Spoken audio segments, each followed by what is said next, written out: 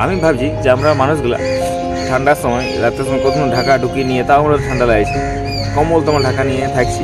আর এই বাঁদরগুলা মানে এরা মানে ঠিক আছে, এদের গায়ে ভগবান এক লোম দিয়ে দিয়েছে, যে মানে প্রাকৃতিক জিনিস দিয়ে দিয়েছে, এটা এবার ঠান্ডা থেকে বাঁচবে। কিন্তু তাও তো যতই লোম থাকুক ঠান্ডা তো লাগবে। তো এরা থাকে কী করে? এরা কুকুরগুলা বাকি এইসব পশু পাখিগুলো যেগুলো বাইরে থাকে ওরা কী করে থাকে, মানে কত কষ্ট ওদের সহ্য করে, আসলে অভ্যাস হয়ে যায়। মানে যে কোনো জিনিসের হ্যাবিট হওয়াটা একটা ম্যাটার করে। যেমন অনেক ছেলে দেখবে যে অনেক যত্নে থাকে, মানে ঘরে কীরকম বলবো, যে ঘরে কোথাও বেড়াতে নেই, কোনো ঠান্ডা কিছু খেতে দেয়নি, বাইরে জিনিস খেতে দেয়নি। আর কিছু ছেলে থাকে যে সব খায় সব করে, মানে ওদেরকে অতটা যত্ন নেয়নি, মানে যা সব করে।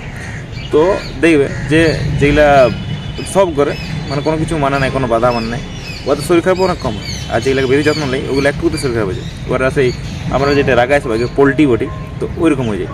মানে একটুকুতে শরীর খারাপ, একটুকুতে লেগে যায়, একটুকুতে। আর উপর দিকে আরেকটা যে ছেলেটা আছে, ও আর পড়লেও আর লাগে নাই, পড়লেও আর হাড় ভাঙে নাই অত সহজে, শরীর খারাপও হয় নাই, কিছুই হয়নি ওর। তো শ্যুট করার মানে অভ্যাস হয়ে যাওয়াটা একটা ব্যাপার ওটা।